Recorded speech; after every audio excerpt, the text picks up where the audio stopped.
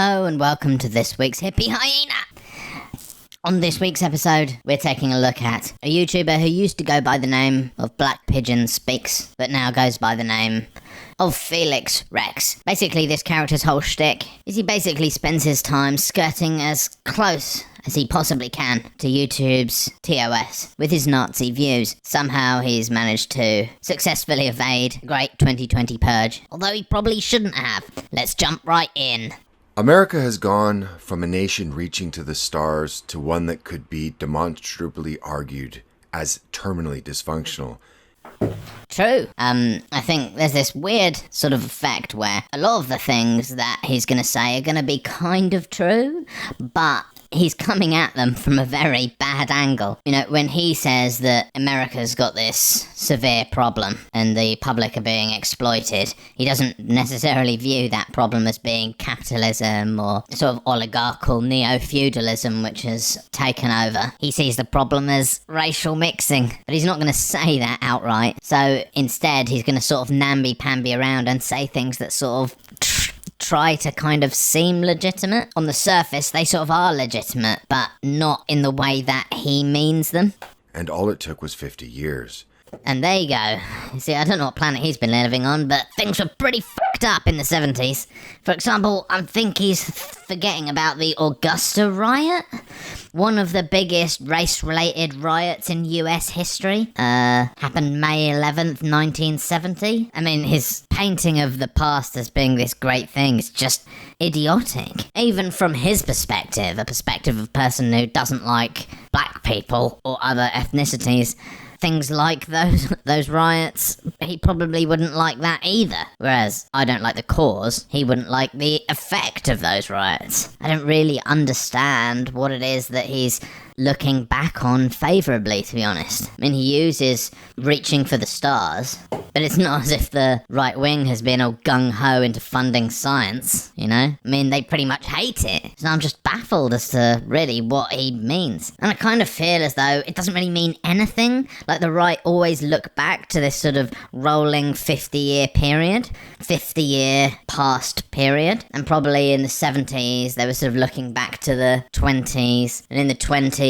they're probably looking back to 50 years before that, you know, and in 50 years time in the future from now, they'll be looking back on today and saying, well, what we liked the sort of the wokeness of 2020. It's the modern wokeness of 2070 that's sort of the problem. And it's all just smoke and mirrors and nonsense.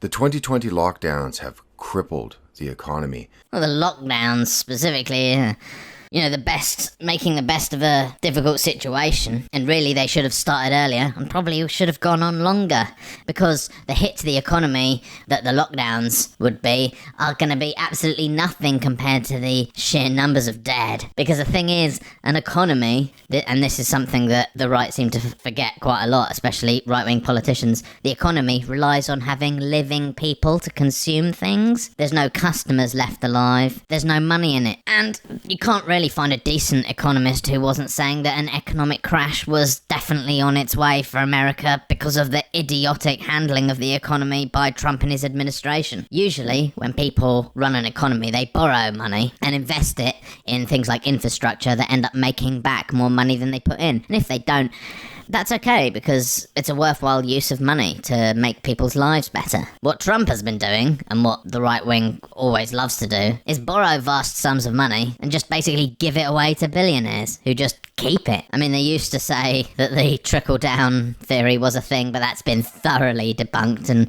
basically proven to be wrong, just by the very nature of the fact that the rich keep getting richer and the poor keep getting poorer, which literally proves that the money isn't trickling down. It's flowing right back up, or rather stagnating in a disgusting pool on the roof. So when you borrow money and you give it away to billionaires and they give nothing back, sooner or later people are going to want that money back. The banks, China, whoever you've borrowed it from is going to want that money back. And when they do, when they call in your debts and you've got no money coming in because you basically dismantled everything that makes money for governments, you're really going to have a problem. Second of all, America's economy basically works on the back influx of immigrants and illegal immigrants. If you cut all of them out, your economy's going to really suffer. The coronavirus pandemic has just precipitated a crash which was going to happen sooner or later anyway. But to blame the lockdowns, it's such like a dishonest thing, because what it's really saying is Felix Rex doesn't give a shit about you, doesn't give a shit about your family, doesn't give a shit about your grandparents dying, or your sister with asthma, or whoever. What he cares about is you getting back the fuck to work to make some more money for the masters that he likes to bootlick for. That's all it is. The past several decades have overseen the eradication of the middle class, and the 2020 lockdowns are nailing that coffin lid shut. The US dollar is now under pressure as the world's reserve currency. All the while, many of its largest cities are being looted and burnt to the ground. Quick aside, isn't it ironic that the picture that he's chosen is of the sort of prototypical snowflake screaming and whining about reality, and he's chosen to set that as a visual backdrop to himself screaming and whining about reality? I mean, is he trying to make himself look like an idiot? In America, a vicious election cycle is now underway between two visions of the country that are irreconcilable. Yeah, surprisingly, I'd kind of agree with all of that. Not that I'd agree with his reasons for why that's happening or what should be done about it, but yeah, that analysis of the status quo is pretty accurate. And no matter the lead up and no matter the outcome, unrest is a certainty, and there is no magical solution for reconciliation anywhere on the horizon. And now the country's considerable expenditure on bread and circuses is set to explode and is being targeted such that only specific racial groups may benefit. Oh, that is a bit dodgy there. Certain racial groups. I mean, he's being as vague as he can to avoid YouTube's TOS, but I think he all knows what he's talking about. He's bringing up the sort of old far-right conspiracy theory that if you offer aid to people, like welfare, it makes them dependent on that welfare, when all evidence tells us that the exact opposite is true. It's the largest factor in upward social mobility. Full stop. But you see, what he's trying to do, or at least what the people who invented this line of reasoning, who fooled him into believing it, are trying to do, is they're trying to equate political practices which serve the elites to racial issues. And while race is definitely a factor, this is basically a trick of divide and conquer. If the elites, who happen to mostly be white, can trick morons like Felix Rex into believing that this is a black versus white issue, then they won't notice that it is in fact an oppressor versus oppressed conflict, of which probably in reality Felix Rex is on the oppressed side, that he's tricked into getting riled up on racism to make the plebs all fight each other instead of fighting the people who are the real problem. And maybe welfare programs do serve non-white people more than they do white people. But that's because they're pretty much always means tested, meaning if you need help, you're given it, and you're not given help if you don't need it. Therefore, the fact that they may be receiving more help is actually evidence of racism that has occurred before that point. In effect, it's rectifying that racism in a way which is basically objective. While all productive taxpayers will be on the hook for the largesse handed out during this election cycle. No, that's just propaganda. I mean, neither of the two possible candidates in the American election are thinking about giving out as much money as they should be.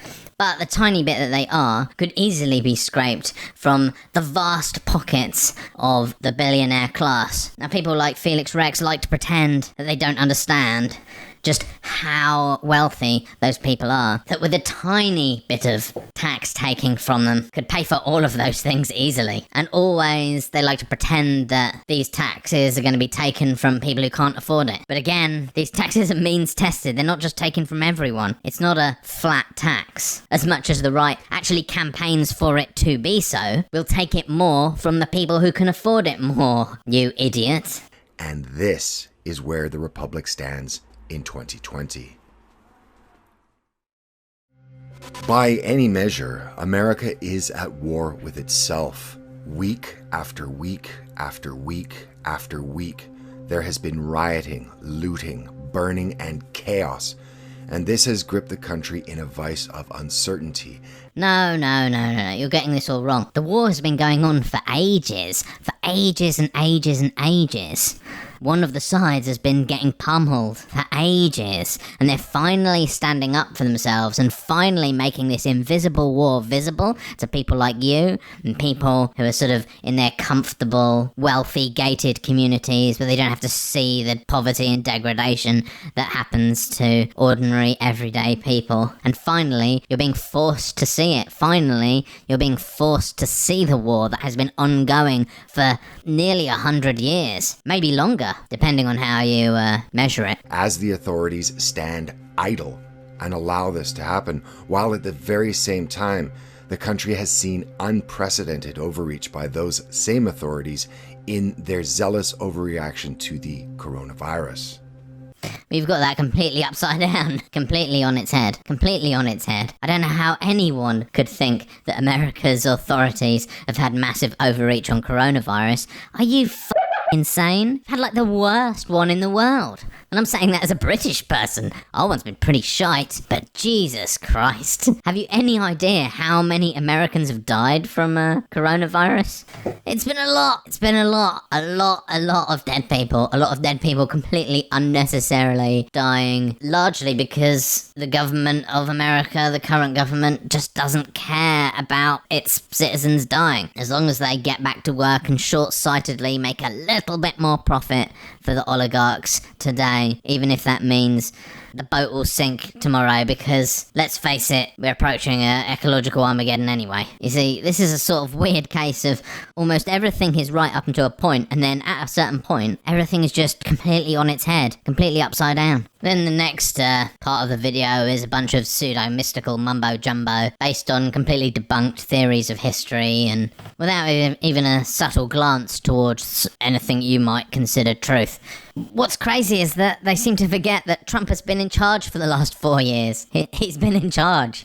And all of this bullshit that you're going through now is because of his ridiculous, incompetent, corrupt, and fascistic governance. Because none of this works. Not only does it make people's lives miserable, makes everything worse, it also doesn't even do the things that it's trying to do. It doesn't make a strong economy. It doesn't get America out of debt. It doesn't unify or pour oil on the divisions of society. It makes all of that worse. It always does. And any idiot could have seen that it would do before it got to this point. You know, there's a joke going around that if you told me that by the end of Trump's presidency there'd be riots on the streets, vast numbers of unemployed, vast numbers of dead people, I'd have totally believed you. And it's funny because it's true. We all knew this was going to happen. We told you this was going to happen, and it did indeed happen. We on the left even talked about the necessity of preparing for a new pandemic, but no, the funding was cut for that as well, because it doesn't directly put